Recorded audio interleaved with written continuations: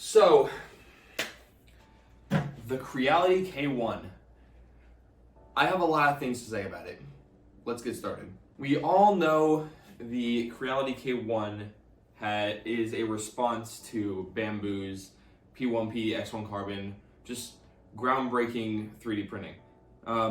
That's not to say that this printer doesn't deliver on its promises, because it certainly does deliver on those promises. Let me explain. So, off the top of my head, the Creality K1 has a max acceleration speed it has a max printing speed of 600 millimeters a second. Will you ever print at that speed? Probably not, but you can. And that is faster than the Bamboo Lab X1 Carbon or the P1P. So you have a faster print speed, yes, but you do have a smaller print volume. This isn't anything you haven't heard before involving this printer. I'm a little late to the party, but I have the printer and I want to put my voice out there. So with a print volume of 225 by 225 by 225, it is the standard ender size of printers. You can still print big. As you can see, I have a whole Blue Beetle helmet. I will explain this print later. The eyes, you can see a different color. They're printed in resin. It doesn't matter. I still am able to print large props, and aside from one thing, I've had nothing but great prints off this printer. If you get this printer, you're not going to be upset with it. It's just gonna leave you wanting a little bit more. Let's start with the positives. The print quality on this machine is amazing.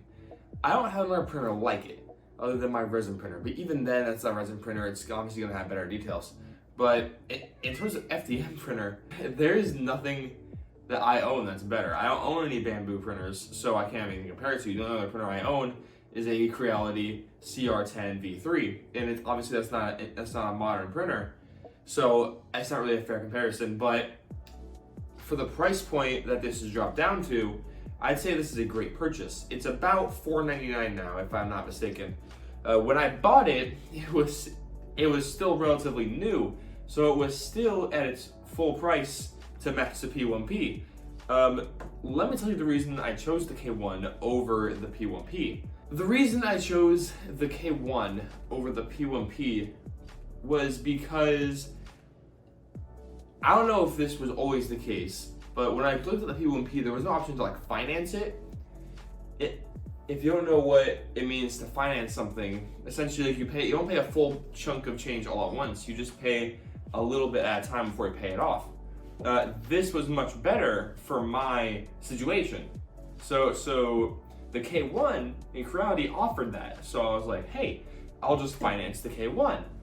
The bill volume is not that much smaller. It shouldn't matter that much. It doesn't really that much unless you're printing like clone trooper helmets or anything like a big bucket like a Mandalorian. Printing tight to fit helmets on it is possible, just as long as they're in multiple parts, like an Iron Man helmet or this Blue Beetle. So that's not too much of a problem.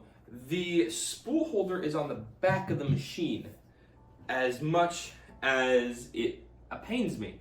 I do know that there are printable options to have it on the side, but the filament round says on the back, the Bowden tube goes into the back. It's easier. So taking off the top here. So with the top off, you can see, you can't see, but if you look at it, you can see the Bowden tube goes in, and there's a nice cable chain attaching it to the back, so the cords don't get messed up. The Bowden tube was originally inside the cable chain. I didn't like that because the chain bends in ways that would cause snags in the Bowden tube, so I took it out. I have seen people print off an extension to raise this lid slightly higher off the top so the Bowden tube doesn't rub up against the plastic. And I do intend to print that. I just don't have a printer reliable enough and big enough to print that because it's in the heat chamber. It would have to be made out of ABS, so I can't print it on my CR10. Before I get to my huge problem with this printer, Let's talk about the prints. The prints, like I said, they're amazing. So I printed the Zao Ghost, and out of this tricolor filament. I can't remember the name off the top of my head. I'll put it in the video. I'll put it in the description. Everything I'm showing, all the filaments, all the print files, everything will be in the description. But yeah, this printed flawlessly. There's nothing really to say about it. The feet go in and out. They stand up. Just if you get them right, but that's more of a problem with the file than with the printer. But printing it in silks on this printer is actually really, really nice. And speaking of printing with silks, I printed this low poly Charizard. Now, as you can see, he's missing a portion of his wings. That's not a problem with the printer. That's my fault in the way I sliced it. I was using Orca Slicer to do this before the newest version of Creality Print came out. So I preferred this, but now the new version of Creality Print, it's better than what I started with. It's not quite there yet, but I still prefer to use it for this printer over an Orca Slicer or Prusa, because the print quality just comes out better. And like I said, the print quality is just amazing. Other than those wings being missing, that's once again my fault. But yeah, this print quality is just stunning. Next up, I printed off this Wanda crown, the Scarlet Witch crown from Do 3D. When I took it off the build plate, it came off fine, but when I was removing supports, since the file's so thin, this is really something that you should be printing on a resin printer, I think. But because the walls were so thin, parts of it snapped off. That's not a problem. Once again, it's not a problem with the printer, it's a problem with the file. But still, it could fit. But beautiful quality out of this silk filament. Couldn't ask for anything better. If I wanted to paint and prime this, I could easily just put on some filler primer, wet sand it, and then be ready for paint. It's amazing.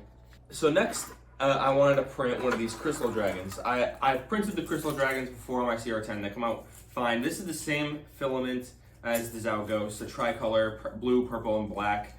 And it printed just the standard stock silk settings in Creality Print. It's beautiful. Like, wow, all the joints work, nothing stuck, nothing was stuck when I took it off, other than it's the build plate, which is good, but I'll get to the build plate. Just, wow. It just came out so good. I can't even just understand how at this point. Printing it so fast, you just assume that you're gonna lose detail, maybe some of the joints are gonna get locked together, but no. These new gen printers, this includes the K1 and the K1 Max, probably, if I had it, they just print amazing right out of the box. And this is great for new entry-level people like going to get into the hobby. And so next, I printed out this Luke lightsaber for my nephew. He had one of the ones from the store, but it broke. So my brother wanted me to make him a new one, and of course, it slides out with no problems at all. This is a free file, and the blade was also printed in this tricolor filament. Yeah, I would have preferred to print it in green because it matches the lightsaber. I'm a big Star Wars person, but my nephew wanted some like galaxy-esque colors. It's like, you know, purples and reds and stuff. So I mean, I rather agreed this filament looked fine for him. And it printed fine, no major problems. See the seam because it's a perfect cylindrical object, but just amazing, this thing, and the quality is great. The only problem I had with this print, and I'll show you here, the bottom of course threads in, and that's not a problem per se, but the problem is the threads got a little droopy because the overhangs. So I wound up having to take a Dremel and kind of like bringing them down a little bit. But after I did that, then it just slides on with no problems, and everything slides right out. So next, I've been printing a lot of these little ghosts, these little crochet ghosts by Body 3D, and I'm printing with masks because Halloween's coming up. I'm giving them to my coworkers as a little gift, and they all printed just amazing. I'm printing them out of the Sunlu white PLA, just regular PLA, and the only problem with these models, and I could have fixed it by just adding supports, but I didn't want supports because that's more material, the less ghosts I can print. So when it prints the mouth, there's no bridge here, so they droop, but then they fix themselves, and then when I find, so I just gotta take little snips and just remove the little bits of droopy overhang. But I've been printing these, like I said, on mass, and I have about 45 of them printed now, just back to back to back, running, and just no problems. Other than one time, a print did not, it didn't fail, but it stopped for an unknown error. And by the time I got home, I saw, so I just restarted the print. They printed fine. I'm not gonna begin to sift through here, but all of them, I printed them 5 at a time. I left it 5 on the build plate. All 5 of them had a slight layer shift. I don't care because I'm giving these away. I'm not selling them. So if they want to complain, they can cry about it. All right, friends, let's get to this blue Beetle helmet. So I printed off the faceplate and it fell off the build plate. That was simply because I didn't put on a fresh layer of glue on the build plate, so it fell off. But that's my fault, once again, not a fault of the printer. If I wanted to get an aftermarket bed, that like one of those textured PEI plates, I could. I don't care anymore. I've gotten used to the glue stick, but it fits right on my face. And I scaled this up. I scaled the whole helmet up to 110% because I didn't want it to be too snug on my head. I wanted to give me a little bit of breathing room so I can talk while I wear it. Granted, it's gonna be a display piece, so it doesn't really matter, but I still wanted to be able to wear it and have a little bit of fun with it. I had a pretty large problem printing the dome. I printed it upside down because it's the only way I could fit it on the build plate at 110%. If I printed it at 100%, it could easily fit on the build plate the better way. Use more support, it'd be fine.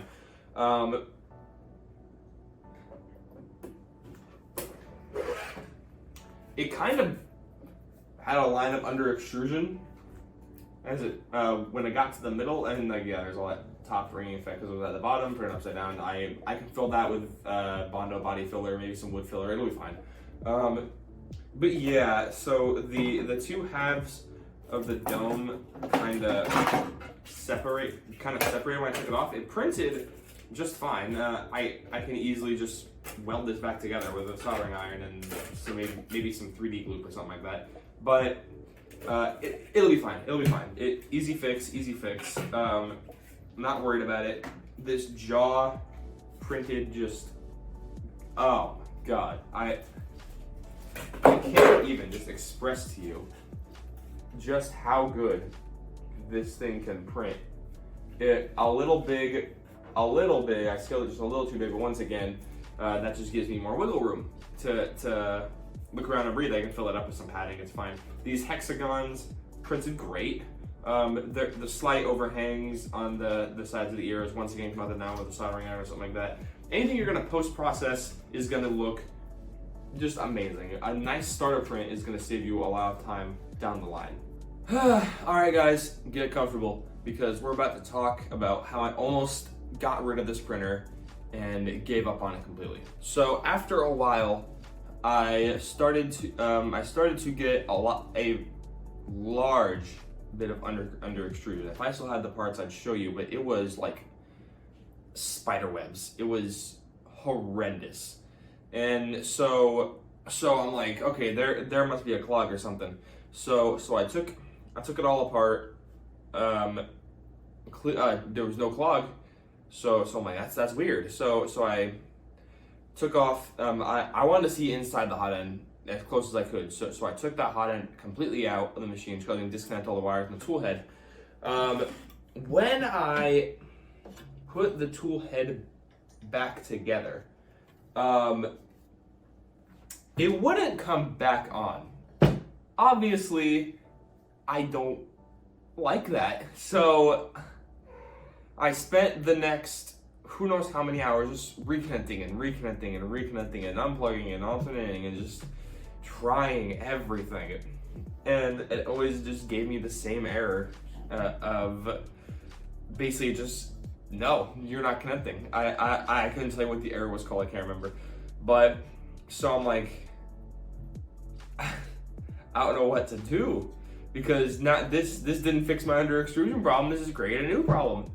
So, I hop on the text conversations with Creality support. And Creality support, I've heard nothing but bad to mid things about. My experience with Creality support was honestly great. They listened to me, they heard all my problems. They really seemed like they wanted to help me fix this printer. So they proposed the idea, maybe it's the mini board in the tool head that got fucked up, or maybe it was the connector cable from the mini board to the motherboard, the main one, the big one. So they sent me a new mini board and a new cable just free of charge. And so I connected that to the tool head and plugged it in with the new cable, and it still didn't work.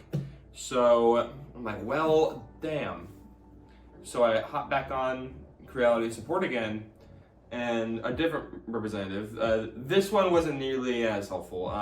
They simply suggested we tried updating the firmware. I'm like, I can't update the firmware because I can't get past the boot up screen. And they just tell me, oh, you can put it on the USB stick and plug it in. I'm like, so, okay, whatever. So I tried it. Guess what? Didn't work. So I hopped on with Creality support a third time with a different person. Broke it down. Went through all the steps I did with everyone else. Then they submitted me a ticket for tech support. And I'm like, who have I been talking to if I haven't been talking to tech support this whole time? So then they did it. Tech support got back to me. They told me what they thought the problem was. They told me there's a connection problem between the main board and the motherboard. I don't know, the main board and the small board. I don't know how that happened, because when I took the tool head apart, I didn't fuck with the motherboard at all. So okay, sure, whatever. They sent me a new motherboard, once again, free of charge. Didn't charge me for crap. So I got it. I installed a new motherboard and it works flawlessly. now I'm still back with the under extrusion problem. So I realized it's the extruder. I bought a new extruder and it's been working beautiful ever since. So should you get this printer? Yes, no, I don't know. It's $100 cheaper than the P1P, but you're losing the volume, the print volume of it. The K1 is closed shell. Obviously, you know that. The only so you can print ABS on it, and I have been printing ABS on it. There's a reason the uploads on the suit have stopped, and that's simply because I've been reprinting parts of the suit on this printer, and yeah, it's working great. And I print them at ABS, so everything's a lot smoother and a lot better, and everything just sans speed. Everything's better. So when I finish that, which should be in a few days actually, because I need to get the suit ready for a Halloween party. I'm going to at the end of the month. It's just great, but why not just save $200 more and get the P1S? So now that the P1S exists, does this have a place in the market? I don't know. It's like I obviously, and now you can finance the bamboo printers with PayPal, and so that argument is out the window too. So what I'm saying is, who's this for? The print quality is perfect. Everything works fine, and you're not gonna be dissatisfied if you get this printer. But at the same time, just get the P1P or the P1S if you need the print ABS and things that require an enclosure. it's got a Bowden tube in it, so it's not like it's gonna work any better at printing stuff like TPU or flexibles. And the P1P isn't direct drive, so it has the same problems. And I'm pretty sure I've seen people print TPU on the Bamboo printers. And now we have the A1 Mini, and yeah, I understand the A1 Mini, it is nowhere near the build volume as this, so that argument's out the window. But there's an AMS system with it, an AMS Lite. This doesn't have any compatibility with an AMS unit or any way to print it in multi-material. So who's it for? I'm not dissatisfied with this purchase. It prints good. It did everything. I had no reason to print with multicolors, so the Bamboo AMS system doesn't really mean that much to me at the moment. I don't know. I couldn't tell you who this is for. But hey, if you're like a Creality loyalist or something, then yeah, this printer's good. And the K1 Max, I've heard, is just as good. So, and that's 300 by 300 by 300. That's pretty much CR10 size. You can print full cosplay pieces. You can print Clone Trooper and Stormtrooper and Mandalorian helmets, bucket helmets on the K1 Max. You can't do that on here unless you cut them up in so many pieces. So,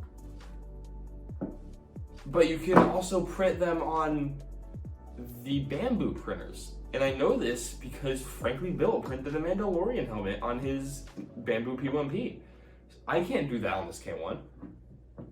So at the end of the day, it's hard for me to recommend this printer.